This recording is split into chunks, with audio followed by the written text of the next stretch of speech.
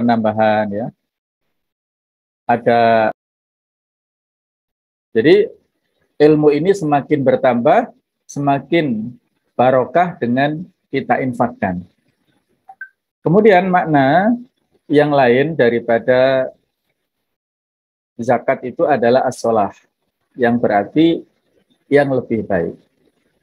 Ini digunakan di dalam ayat Al-Quran, surat Al-Kahfi ayat 81, kisah tentang perjalanan ya, Nabi Musa dengan Nabi Khidir. Di antara hal-hal yang penasaran yang dilakukan oleh Nabi Khidir itu tidak logis menurut Nabi Musa.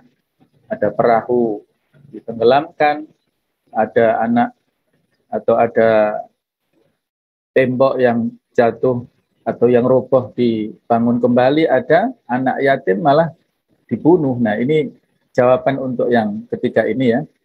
Kenapa Nabi Khidir membunuh anak kecil itu? Maka jawabannya adalah karena nantinya anak kecil ini pada saat dewasa tidak berbakti kepada orang tuanya dan menjadi ya malapetaka bagi orang tuanya, maka dibunuh oleh Nabi Khidir. Ini tentunya dengan wahyu ya, tidak boleh ayat itu dijadikan sebagai dalil untuk membunuh kepada anak-anak ya, orang tua yang mungkin merasa kasihan dengan anaknya karena terlunta-lunta, tidak mendapatkan kebahagiaan dan terus ya dilanda kesulitan, kemudian daripada sengsara dibunuh, itu nggak boleh ya, itu nggak boleh dijadikan sebagai legitimasi. Ini hanya sekedar kisah yang kita ambil hikmahnya, bahwasanya di atas Al-Kahfi ini kan ada banyak kisah ya, yang mana kisah Nabi Musa dan Khidir itu adalah fitnatul ilm,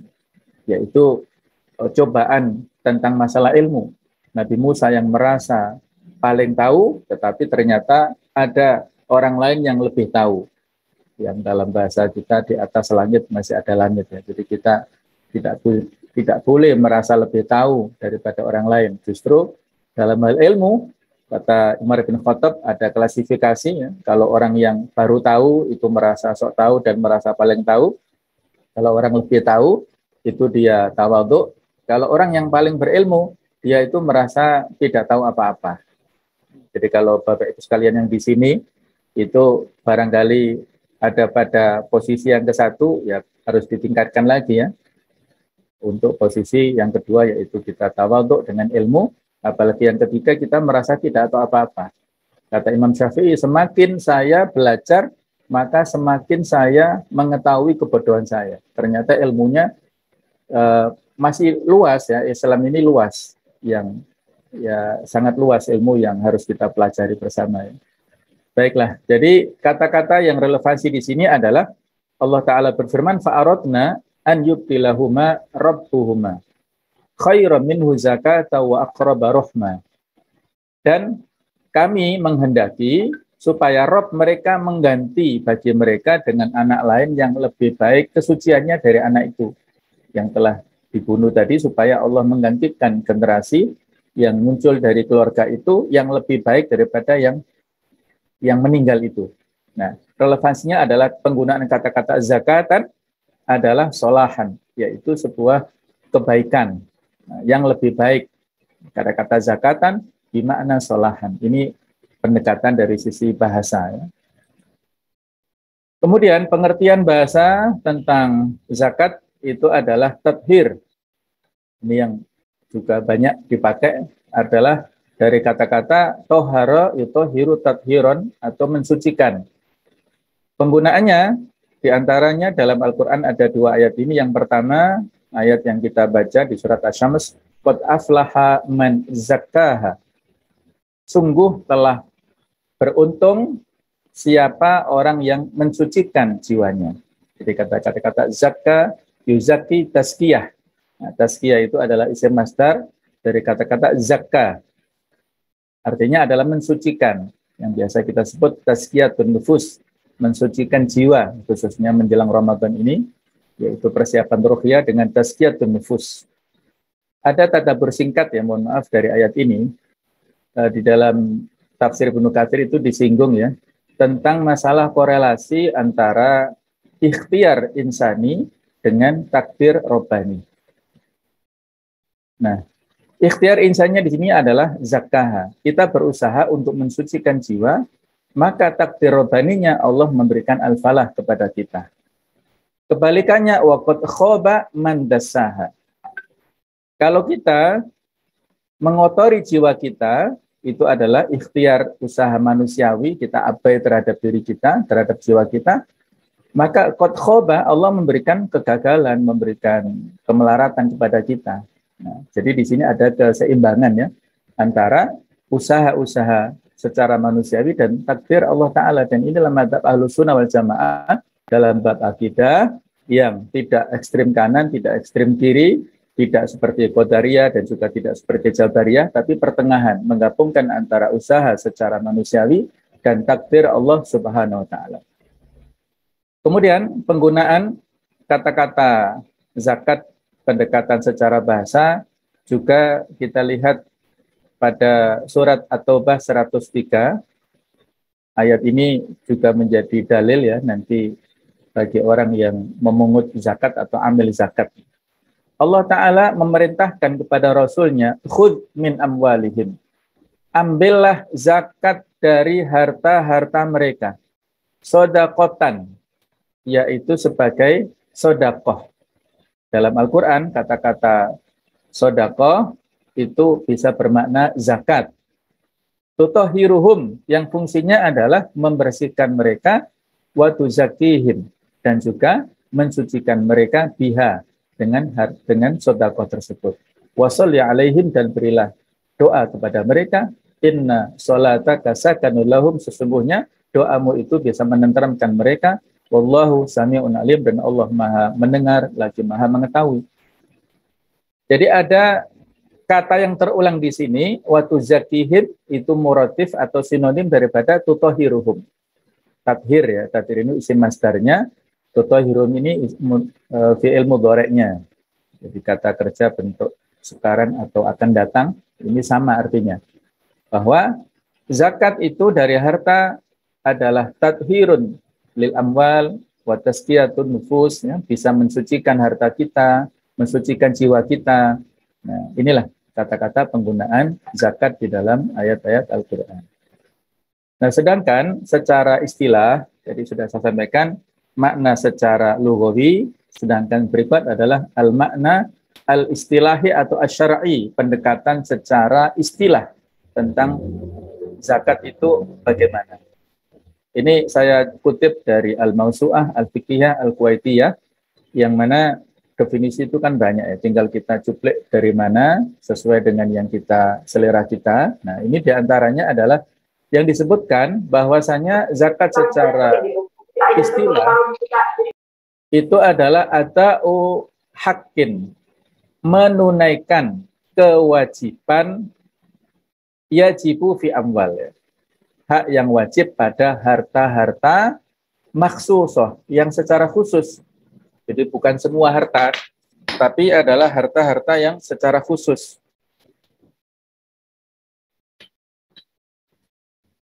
Ala wajhin maksus, yaitu dengan cara yang khusus, wa yu'tabaru fi wujubihi al-haul wan nisab, dan disyaratkan ketika dikeluarkan telah memenuhi haul atau masa 1 tahun, dan nisab atau ukuran minimal dikenai zakat.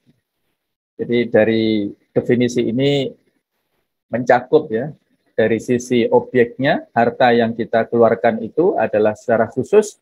Kemudian tata cara pengeluarannya itu juga secara khusus. Dan di antara persyaratannya adalah al-haul, yaitu masa 1 tahun.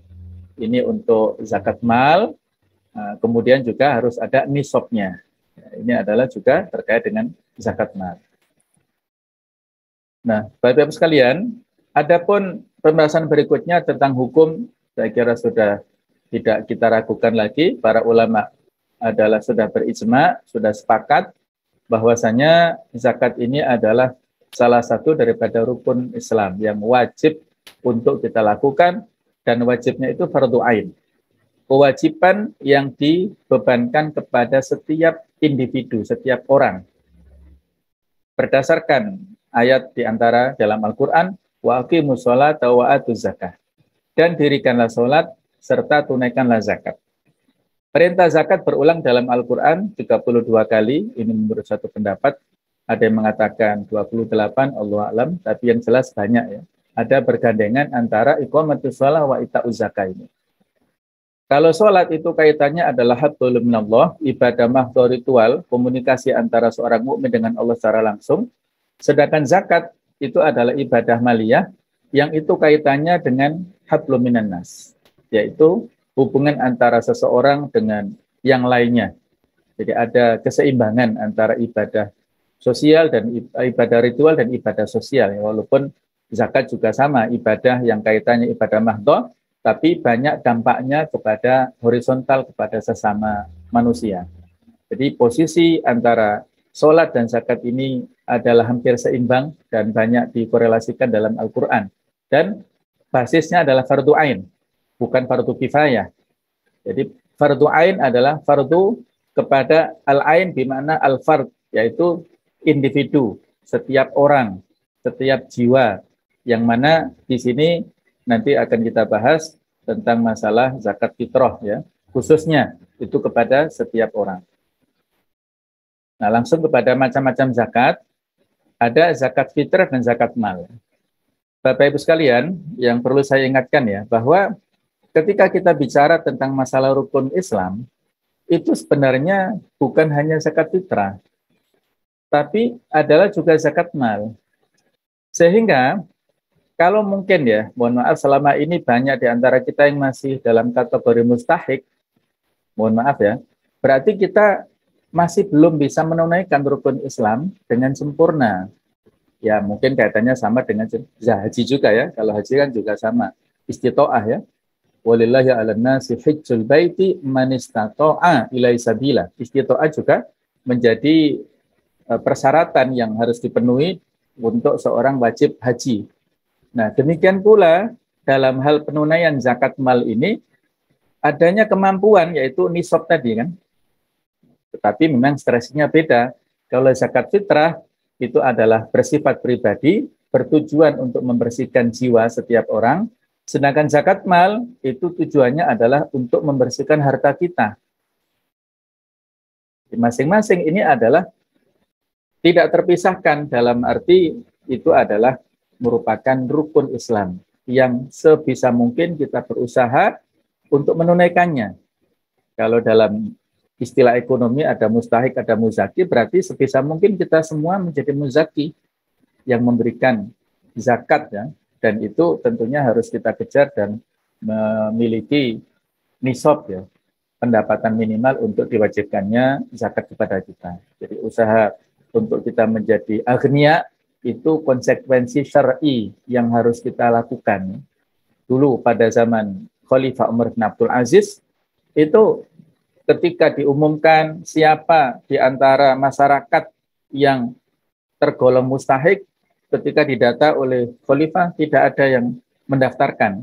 Mungkin yang pertama, mereka punya ifah, punya gengsi yang positif, ya kehormatan sehingga malu kalau dianggap sebagai fuqara. Ataupun bisa jadi mereka betul-betul muzaki semuanya, bisa disebut aghnia semuanya, sehingga zakatnya diekspor ya, tidak di dalam negeri Islam tapi diekspor keluar sana. Nah, kita ingin seperti itu, ya, insya Allah. Baik, kita bahas satu persatu untuk zakat fitrah. Ini adalah zakat jiwa. Zakat fitrah berarti zakat yang diwajibkan karena berkaitan dengan waktu iftar. Tidak berpuasa atau berbuka di bulan Ramadan.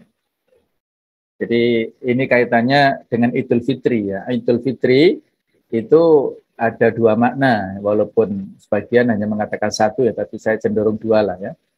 Yaitu yang pertama Idul Fitri kembali berbuka. Jadi Al-Fitr di mana Al-Iftar kembali berbuka pada saat Ramadan kita puasa, maka saat Idul Fitri adalah kembali berbuka. Nah, sedangkan menurut saya dan sebagian ulama mengatakan juga begitu bahwa fitrah ini adalah kesucian. Nah, Idul Fitri di mana kembali kepada kesucian fitrah. kepada kesucian jiwa kita setelah kita beribadah di bulan Ramadan, maka di antara doanya adalah taqabbalallahu minna wa minkum, ya, kita mohon supaya diterima amal ibadah kita, dan minal aidin, ya, mudah-mudahan kita kembali kepada fitrah wal faizin dan kita mendapatkan keberuntungan. Nah, jadi saya lebih cenderung untuk makna dua itu, ya, bukan hanya makna kembali berbuka saja, tapi juga kembali kepada kesucian, insya Allah. Nah, sedangkan secara istilah bahwasanya zakat fitrah ini adalah merupakan gabungan kata yang mengandung makna sebab akibat, yang berarti sebab diwajibkannya zakat fitrah atau zakat fitri. Karena kaum muslimin telah selesai menunaikan puasanya di bulan Ramadan. Nah, jadi ada gabungan, ya, dua kata ini, sebab akibat, bahwasanya dengan kita mengeluarkan zakat, maka akibatnya kita akan mendapatkan kesucian. Abu Haytham mengatakan al-fitrah adalah asal penciptaan yang menjadi sifat seorang bayi ketika dilahirkan dari ibunya. Sebagaimana hadis yang populer, kullu mauludin yuladu 'alal fitrah. Setiap bayi yang lahir itu dilahirkan dalam keadaan fitrah. Fa abawahu yuhawwidanihi, maka kedua orang tuanya lah yang merubah kondisinya menjadi Yahudi, au yunassiranihi, atau menjadi Nasrani, au majisanihi, atau menjadi Majusi. Itu perubahan dari lingkungan rumah tangga yang terkecil itu dan lingkungan sekitarnya. Jadi fitrah, kalau dia, hadis ini kan Allah tidak mengatakan au yusallimanihi, atau mengislamkan dia, bukan, tapi karena asal penciptaan dia adalah memang muslim. Ketika kita di alam ruh sudah disumpah, ya, diambil janji Allah Ta'ala, alastu birabbikum, apakah aku ini bukan Tuhanmu, kata Allah, maka semua kita mengatakan bala syahidna, betul ya Allah, kami mengakui, kami berjanji engkau adalah Rabb kami. Nah, jadi kita sudah muslim sejak ada di alam kandungan, kemudian kita terlahir, sejak sampai kita balik, itu adalah dalam keadaan fitrah. Kemudian setelah balik sudah dihitung amal perbuatan sehingga berubah seperti orang tuanya. Jadi al-fitrah kembali kepada penciptaan, kesucian. Ibnu Qutaibah mengatakan, dikatakan zakat fitrah adalah zakat untuk badan dan jiwa. Itu untuk fisik, nah, untuk berbasis kepada fisik. Nah, kemudian ini ada kalimat, ya, ya nafsu kifi anil isyani wa'mali husnan, ya. Jadi wahai jiwa, berhentilah dari kemaksiatan dan berbuatlah kebaikan. Jadi zakat fitrah ini berbasis kepada orang, semua muslim, tanpa membedakan laki-laki dan perempuan. Apakah laki-laki atau perempuan, besar atau kecil, kemudian bahkan kaya atau miskin. Nah, itu parameternya bukan kaitannya dengan nisab di sini. Jadi kaitannya adalah dengan masalah kemampuan. Jadi minimal orang yang wajib untuk zakat fitrah itu atau zakat fitri itu adalah dia bisa bertahan, punya kecukupan makanan untuk keluarganya selama pada saat dia di hari Idul Fitri itu. Dia punya kemampuan, maka dia wajib untuk membayar zakat fitrah. Walaupun pada saat yang lain kalau dia dianggap di masyarakat menjadi orang miskin juga mendapatkan. Nah, jadi ada timbal balik, di samping dia mengeluarkan, dia juga mendapatkan dari orang lain karena dia di masyarakat itu dianggap yang miskin begitu. Kemudian besarnya harta itu 2,5 kg, tapi ini ada catatan, ya, maksudnya menurut penelitian ada di-upkan sampai 3, ya, untuk berjaga-jaga karena hitungan, ya, sok itu, satu sok itu berbeda antara di sana dan di sini, ya, di Arab dengan di sini. Nah, menurut Abu Hanifah, beliau lebih longgar, boleh membayarkan sesuai dengan harga makanan pokok, jadi digeruskan dengan uang. Kalau mazhab Syafi'i harus dengan makanan pokoknya, tapi kalau Abu Hanifah bisa diuangkan. Dan ini lebih relevan lah saya kira, ya, sesuai dengan kebutuhan masyarakat yang menerimanya. Sedangkan waktunya bisa diawali pada awal Ramadan sampai dengan akhir Ramadan, sampai pelaksanaan Idul Fitri dimulai. Itulah waktu, ya, yang harus kita lakukan pada saat menunaikan zakat fitrah. Nah, yang kedua adalah zakat mal, zakat yang berbasis pada harta, zakat yang harus dibayarkan oleh muzaki atas harta yang dimilikinya dengan syarat dan ketentuan yang sudah ditetapkan hukum syar'inya. Nah, kalau zakat mal ini, maka ada beberapa persyaratan. Yang paling utama adalah nisab ini, ukuran minimal membayar zakat. Kemudian ada haul, yaitu sudah masuk masa 1 tahun. Haul ini berbasis adalah tahun Hijriyah. Jadi kalau biasanya Ramadan, berarti Ramadan yang dulu dan yang sekarang ini sudah berarti 1 tahun. Nah, jadi masuk pada basisnya adalah tahun Hijriyah. Sedangkan waktunya tidak dibatasi, sudah memenuhi nisab dan haul. Artinya apakah berbasis startnya Ramadan, ataukah Syawal, ataukah Dzulqa'dah, ya tergantung yang bersangkutan. Nah, apabila untuk pada waktu untuk zakat, misalnya zakat pertanian, ya, maka itu adalah pada waktu memanennya. Kalau pertanian tidak harus disyaratkan 1 haulnya, tapi pada saat dia memanennya. Ini beberapa persyaratan harta yang diwajibkan untuk kita keluarkan zakat mal, yaitu kepemilikan penuh. Sah kita adalah sebagai pemilik harta. Sehingga kalau misalnya dalam perdagangan, harta yang kita jual itu konsignasi atau titipan, itu tidak dihitung. Ya. Tapi kalau itu adalah modal kita yang sepenuhnya, maka itu dihitung. Kemudian yang kedua adalah berkembang atau memberi keuntungan. Misalnya, ya kalau kita punya rumah yang kita tempati berarti kita tidak keluarkan zakatnya. Sedangkan yang kita sewakan, kita keluarkan zakatnya. Bagaimana kalau kita punya tanah, nah, misalnya ya, tanah yang nganggur. Nah, ini para ulama beda pendapat. Karena kalau tanah produktif kan otomatis ya, tanah produktif bisa disewakan atau mungkin ditanami sesuatu pertanian, maka yang dizakati pertaniannya. Tapi kalau tidak diapa-apakan, dibiarkan, maka itu kan dianggap sebagai aset ya, atau properti yang kita miliki, dan itu ada unsur an-nama'u, berkembangnya kan. Karena setiap tahun harga tanah ini kan semakin tinggi. Nah, oleh karena itu, karena semakin menguntungkan kepada sahibul ardi atau pemilik tanah itu, ada sebagian ulama yang harus mengatakan harus dikeluarkan zakatnya. Nah, ini memang khilafiyah ya di antara mereka, tapi intinya adalah zakat itu dikeluarkan dari harta yang berkembang. Kalau misalnya kita punya mobil, kendaraan yang kita pakai 1 apa 2 apa 3, yang kalau kita pakai keluarga sendiri ya tidak ada zakatnya, tapi kalau disewakan, direntalkan, maka baru dikeluarkan zakatnya. Yang ketiga adalah mencapai nisab atau batas minimal harta harus dizakati. Ini kalau yang ada di harta emas itu adalah 85 gram emas, ada yang mengatakan 93, tapi saya lebih cenderung adalah 85 gram emas. Kemudian yang keempat adalah melebihi kebutuhan pokok, primer sehari-hari, makan dan sebagainya. Nanti akan ada diskusi dalam bab ini ya, apakah zakat itu kita keluarkan dari pendapatan bruto ataukah neto. Nah, itu ada pembahasan sedikit nanti. Yang kelima, pemilik tidak berhutang. Membayar hutang harus didahulukan. Jadi hutang di sini hutang konsumtif ya. Kalau hutang produktif kaitannya dengan masalah untuk usaha itu kan muter ya. Saya kira itu beda lagi pembahasannya. Yang dimaksud di sini adalah hutang yang konsumtif untuk kebutuhan.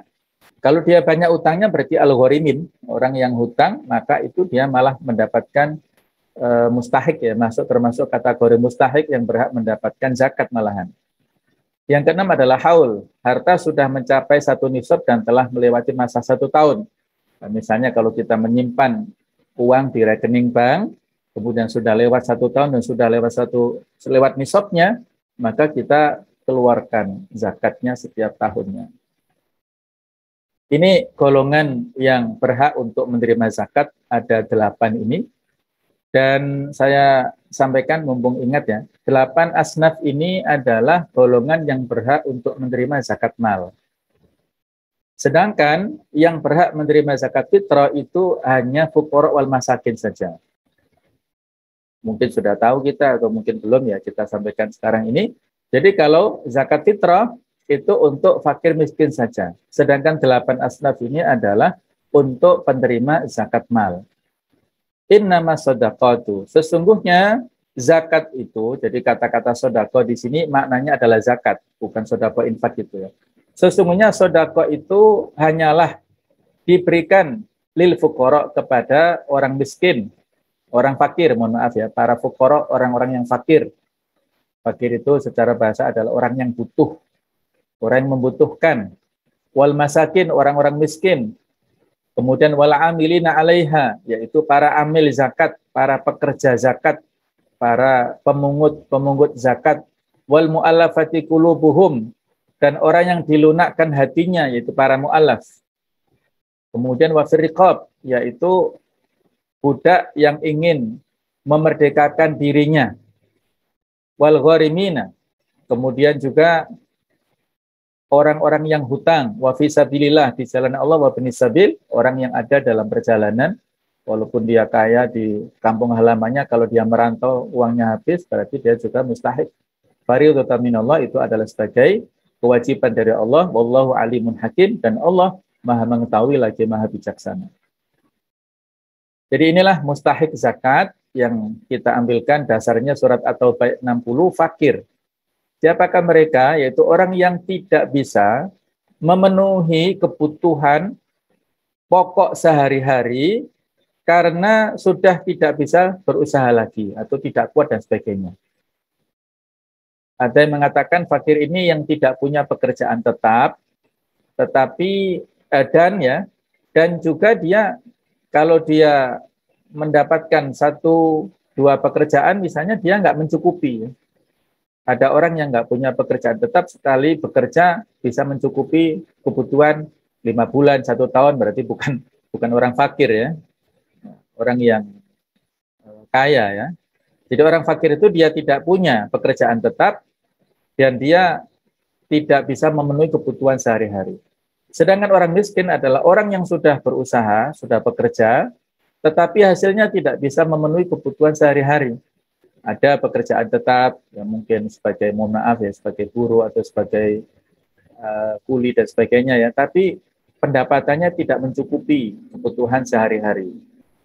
Kemudian amil adalah orang yang bertugas mengambil zakat dari para muzaki dan mendistribusikan kepada para mustahik.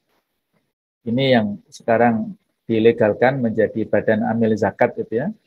Nah, inilah yang juga punya hak untuk mendapatkan hasil daripada zakat tersebut, yang mana tidak boleh melebihi daripada 12,5% ya.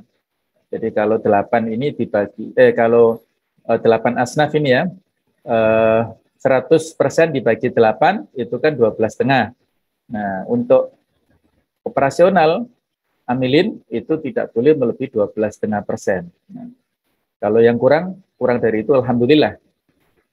Kemudian mu'alaf, ini ada perbedaan antara zaman dulu dengan sekarang. Orang-orang yang sedang dilunakkan hatinya untuk memeluk Islam, untuk menguatkan keislamannya. Kalau dulu adalah para tokoh, para pembesar dari orang kafir, yang ketika mereka mendapatkan uang zakat, mereka tertarik untuk masuk Islam dan diikuti oleh pengikutnya. Nah, tapi kalau sekarang itu mengalami perkembangan, bahwa mu'alaf ini orang yang sudah masuk Islam atau yang baru masuk Islam ya. Jadi Islamnya tidak sejak lahir. Walaupun mungkin sudah 10 tahun ya, 20 tahun tapi disebut mu'alaf ya.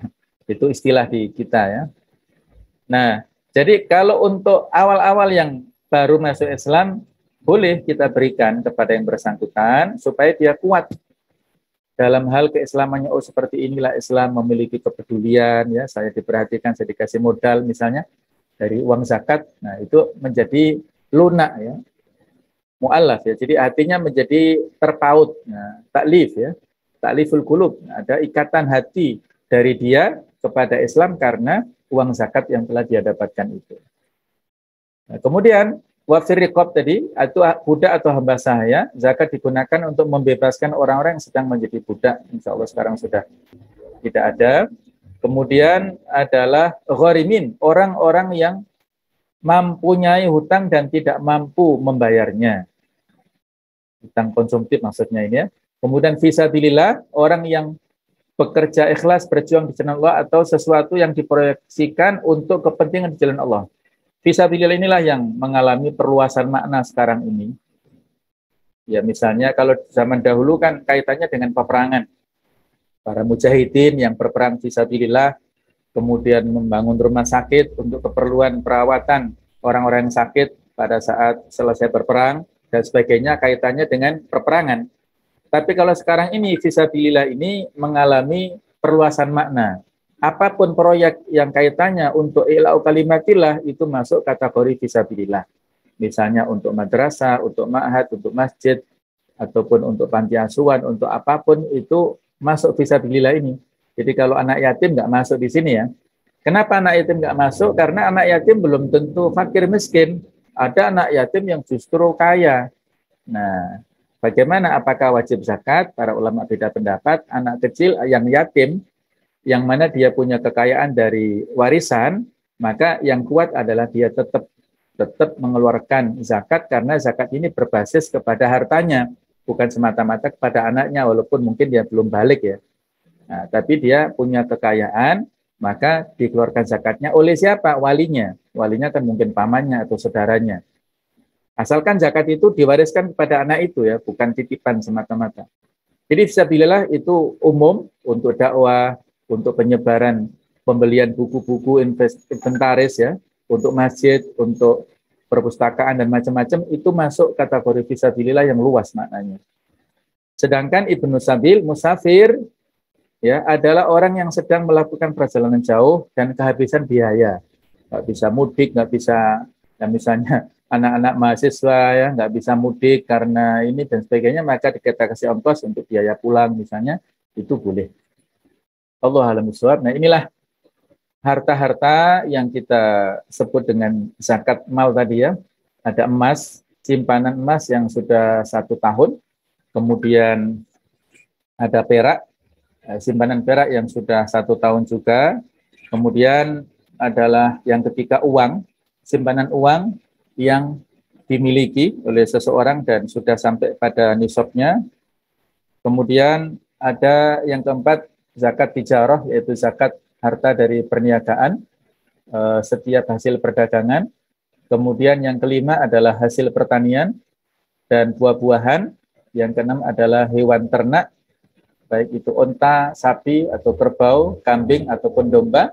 Yang ketujuh adalah hasil tambang atau al-ma'dan ya, atau kemudian yang kedelapan adalah barang temuan atau rikas ya, harta terpendam. Inilah ada 8 komoditi yang kita keluarkan zakatnya, yang semuanya ini berbasis kepada harta ya, bukan kepada orang tapi kepada harta. Nah, yang dipersyaratkan untuk haul ini adalah rata-rata semuanya kecuali ini, pertanian, kemudian barang temuan.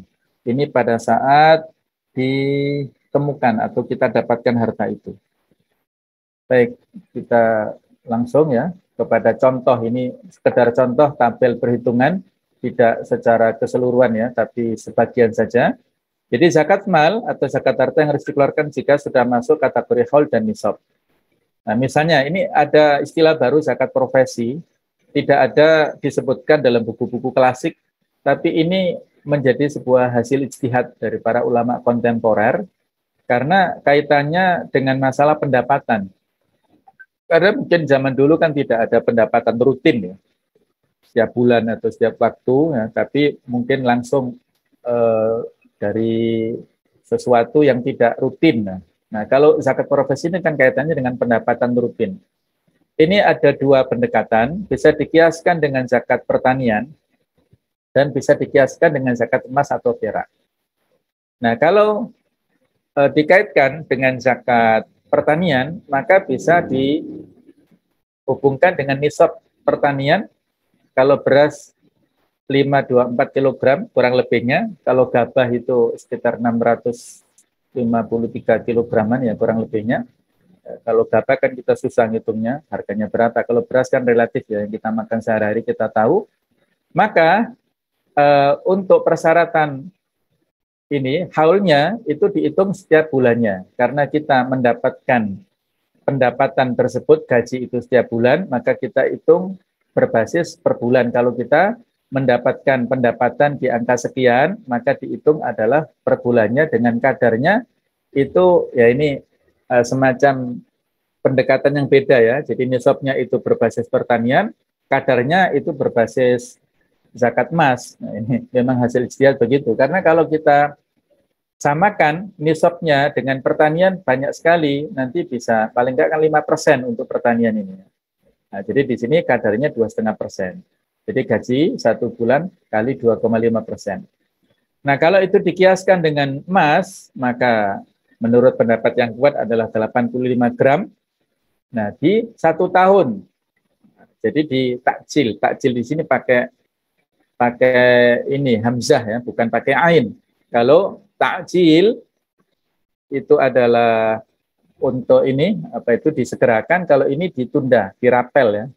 Yaitu dirapel nanti 1 tahun. Nah, 2,5%. Itu kadarnya, kemudian hitungannya juga berbasis sama. Apabila dihitung gajinya 1 bulan kali 12 kali 2,5% berarti ya. Kemudian yang kedua adalah zakat perdagangan, yaitu nisabnya sama dengan emas, 85 gram emas, haulnya 1 tahun, kadarnya 2,5, ngitungnya adalah modal plus laba plus piutang yang diharapkan bisa kembali. Nah, kemudian dikurangi hutang jatuh tempo, dikurangi kerugiannya kali 2,5%. Sedangkan zakat emas dan perak sudah lazim kita ketahui seperti itu, emas 85, perak 895 gram. Kemudian emas atau perak yang dimiliki dikurangi yang dipakai. Jadi yang dipakai nggak dihitung. Kalau misalnya dia punya 50 gram mau dipakai semua. Jadi al-khuli atau perhiasan dipakai nggak dihitung. Yang dihitung adalah yang disimpan, yang dijadikan sebagai investasi, misalnya emas batangan, misalnya ya. Maka itu dihitung sebagai harta yang disimpan. Zakat tabungan, ini adalah zakat uang, saldo dikurangi bagi hasil, misalnya biaya administrasi. Kemudian zakat pertanian, ya, jadi sudah kita sebutkan, kalau beras angkanya sekian, nah, ketika panen ya tidak menunggu 1 haul atau 1 tahun. Nah, kalau dengan biaya, kalau dengan tidak dengan biaya, artinya dengan air hujan adalah 10%, kalau dengan biaya pengairan adalah 5%. Nah, ini contoh, Bapak-Ibu sekalian, tentang tadi ya, tentang diskusi apakah bruto ataukah neto dalam kitab Fikih Zakat. Fikih Zakat adalah disertasi dari Dr. Surkodawi dan beliau mumtaz ya, dari karya ilmiah beliau seperti itu. Ini menjadi rujukan kita bahwasanya ada zakat profesi dan penghasilan. Dijelaskan tentang cara mengeluarkannya, diantaranya skemanya dari penghasilan bruto atau kotor, yang kedua dipotong operasional kerja, yang ketiga penghasilan neto atau bersih. Jadi ada beberapa pilihan. Ini contoh dari penghasilan bruto yang kita dapatkan, yaitu mengeluarkan zakat dari penghasilan kotor. Hal ini mengkiaskan dengan beberapa harta zakat yang langsung dikeluarkan, seperti zakat ternak, zakat perak, makdan dan rikas, ya. Kemudian juga zakat pertanian tadi. Nah, misalnya seseorang dapat gaji atau honor dan penghasilan lainnya dalam sebulan mencapai, ini hanya contoh ya, jumlah bisa kita naikkan, bisa dikurangi sesuai dengan fakta, 3,7 juta misalnya kali 12 sama dengan 45 juta. Nah, sedangkan nisabnya itu senilai 85 gram emas, kali misalnya kalau 1 gramnya 500.000, berarti nisabnya 42,5. Ini 1 tahun kan. Nah, maksudnya nisabnya ya, nisab minimal tadi. Nah, karena telah melebihi nisab, kalau kita akumulasi 1 tahun pendapatan, berarti dikeluarkan langsung zakatnya 2,5%, yaitu kali 3,750 juta, sama dengan 93,750 dibayar setiap bulan. Ini lebih ringan. Kalau diakumulasi 1 tahun, maka dibayar 1,125 juta, dibayar 1 tahun. Jadi monggo, kalau misalnya kita, ini kan kaitannya dengan nisab tadi ya, nisab untuk pertanian tadi ya. Kalau misalnya itu mencapai, misalnya tadi mencapai nisab beras 6 juta ke atas tadi ya. Kalau ini kan bisa tentatif ya, tergantungnya nisab ini relatif ya, dan banyak perbedaan di antara pendapat ulama tentang masalah ini, sehingga ini di antara satu contoh, satu pendapat saja tidak saklek ya. Nah, kemudian di antara skema yang lain adalah setelah dipotong operasional kerja, yaitu ketika mendapatkan penghasilan mencapai nisab dipotong biaya operasional kerja, terlebih dahulu dianalogikan pada zakat pertanian yang membedakan antara irigasi air hujan atau bukan. Orang dapat gaji honor dan penghasilan lainnya dalam sebulan 4,5 juta, kemudian dikurangi biaya transport dan konsumsi harian di tempat kerja sebanyak 500.000, sisanya 4 juta, maka penghasilan setahun sama dengan kurang lebih 48 juta. Nisab batas minimal tadi sudah kita sebutkan 42,5, sehingga dia melebihi nisab kalau diakumulasi 1 tahunnya, dan bisa dikeluarkan biayanya 1 bulan 4 juta kali 25%, yaitu 100.000, dan kalau diakumulasi selama 1 tahun berarti dikeluarkan 1,2 juta. Yang skema berikutnya adalah dari pendapatan atau penghasilan neto. Mengeluarkan zakat dari penghasilan bersih setelah dikurangi kebutuhan sehari-hari baik pangan, papan, hutang, dan kebutuhan pokok lainnya. Jika setelah dikurangi masih mencapai nisab, maka wajib zakat. Tapi jika setelah dikurangi tidak mencapai nisab, maka cukup infak sedekah saja. Tidak ada ketentuannya. Mau 2,5%, 5% silakan. Kalau infak sedekah tidak ada ketentuannya. Nah, contohnya ini si Fulan mendapatkan gaji honor dan penghasilan sebulan 7 juta, kalau 1 tahun 84 juta, setelah dikurangi biaya maka 5 juta per bulan atau 60 juta setahun. Ini kalau dia masih mencapai nisab ya.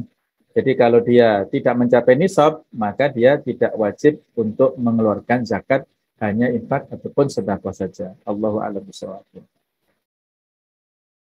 Berikutnya tentang pengelolaan zakat.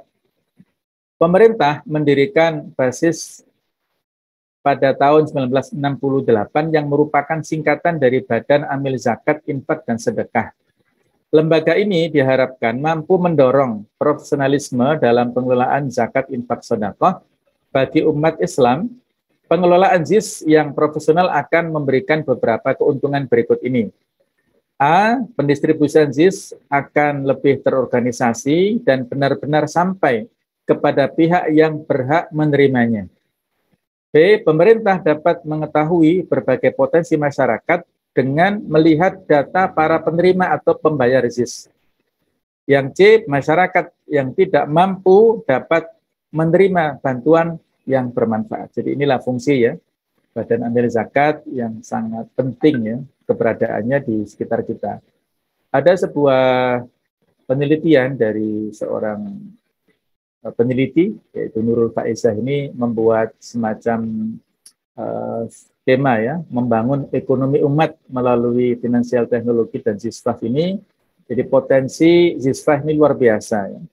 Jadi potensi, saya singgung yang sebelah sini saja ya, untuk potensi zakat infak sedekah ini dari data Basnas tahun 2019 menunjukkan bahwa dengan memanfaatkan teknologi penghimpunan dana zakat, membuat pengelolaan dan pendistribusian dana zakat oleh Badan Amil Zakat Nasional atau Basnas menjadi lebih maksimal. Pengumpulan dana zakat melalui platform digital pada 2019 ditargetkan mencapai 200 miliar. Kemudian melalui finansial teknologi ini tentu menjadi angin segar untuk kemudahan masyarakat Muslim untuk memenuhi kewajibannya terhadap Allah dan membagikan sebagian hartanya kepada sesama manusia yang membutuhkan, sesama Muslim ya, lewat finansial teknologi yang berbasis internet dengan semacam transaksi keuangan yang lebih mudah. Semoga dapat membangun kesadaran bagi masyarakat untuk mengeluarkan zakat dari hartanya, kemudian menginfakkan dan juga mensedekahkan sedikit hartanya dan sama-sama berbondong untuk mengeluarkan wakaf guna pemberdayaan ekonomi Islam. Mungkin semacam basis ini ya, semacam online lah gitu ya, supaya terintegrasi ya, bisa langsung dihitung potensi kepada masing-masing muzaki itu. Jadi kalau kita lihat di sini dari data zakat, potensi zakat nasional mencapai besar ini ya, 217 triliun.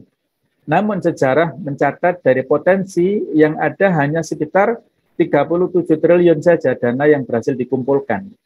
Mungkin nanti bisa dilihat di zoom lagi di tingkat daerah, Kota Malang misalnya, berapa potensi zakat se-Kota Malang ini, kemudian realisasinya berapa. Saya yakin jauh juga seperti ini ya. Jadi artinya potensi yang bisa kita maksimalkan untuk menarik dari para muzaki itu masih sangat terbuka ya.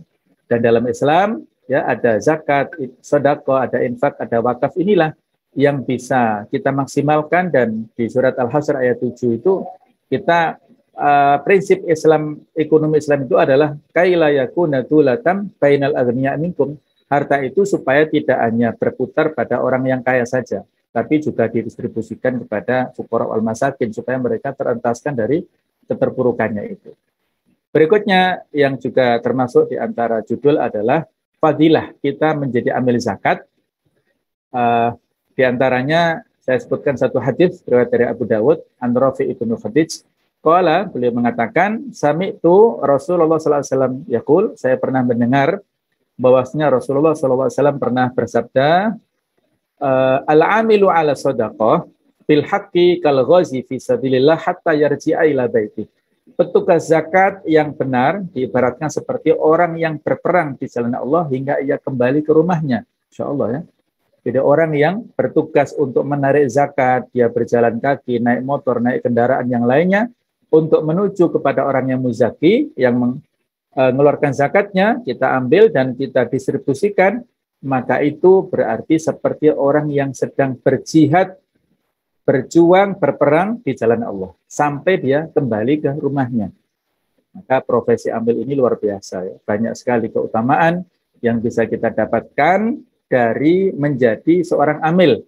Di antaranya saya sebutkan, mohon maaf ya, ini ada kekeliruan ya, ada 6 fadilah ini menjadi sarana penegak rukun Islam. Ya, ini pasti, karena yang ditarik adalah zakat. Nah, zakat adalah salah satu rukun Islam, sehingga kalau amil ini mendatangi orang yang berzakat, mungkin dia secara waktu kurang longgar ya, maka didatangi, atau mungkin janjian di mana ya, dia mungkin belum punya kesadaran sehingga didatangi, maka dia menjadi sadar dan mengeluarkan zakat. Berarti dia telah memberikan kelonggaran, memberikan kemudahan kepada setiap muslim untuk menegakkan rukun Islam. Yang kedua, profesi amil itu adalah profesi yang pengangkatannya disebutkan dalam Al-Quran. Ayat 103 Al-Taubah tadi, khud min amwalihim shadaqatan, perintah untuk mengambil itu datang dari Allah kepada Rasulnya. Nah, berarti Rasul juga sebagai seorang amil ya, dalam tanda kutip ya. Maksudnya beliau disuruh untuk mengambil zakat kepada orang-orang yang mampu. Nah, kemudian juga disebutkan di surat At-Taubah 60 tadi, bahwasanya wal amilina 'alaiha, yang berhak menerima zakat itu juga disebutkan secara eksplisit dalam Al-Quran. Ini menunjukkan profesi ini mulia. Yang ketiga, para sahabat Nabi banyak yang diangkat jadi amil. Ada Umar bin Khattab, ada juga Mu'ad bin Jabal ya, diutus ke negeri Yaman untuk memungut zakat dari orang yang mampu. Tu'khadhu min aghniyaihim wa turatu ala fuqaraihim. Diambil zakat itu dari orang yang mampu kaum muslimin dan diberikan kepada kaum muslimin. Nah, jadi orang yang muzaki dan mustahik dua-duanya harus muslim. Yang keempat itu adalah pekerjaan amil adalah termasuk pekerjaan dakwah. Kita menyerukan kepada kebaikan, menyerukan kepada sesuatu amal yang soleh, amal yang baik, menyadarkan orang yang sebelumnya tidak paham ya, menjadi paham ya. Saya pernah disuruh ngitung ya, salah seorang pejabat Pemkab dulu, Allah yarham, beliau sudah almarhum, itu disuruh ngitung, saya punya harta sekian Pak Imam, saya punya tabungan sekian, itu berapa? Nah, sampai seperti itu. Nah, artinya ini adalah unsur-unsur dakwah yang luar biasa ya. Ad-da'i ilal khairi kafailihi. Orang yang mendakwahkan kepada kebaikan adalah seperti orang yang melakukannya. Artinya kita mendapatkan imbalan pahala dari orang itu. Yang kelima, menjadi penopang perekonomian umat. Jadi sudah kita singgung ya, bahwasanya pilar ekonomi umat diantaranya adalah dengan memaksimalkan potensi zakat infak sedekah.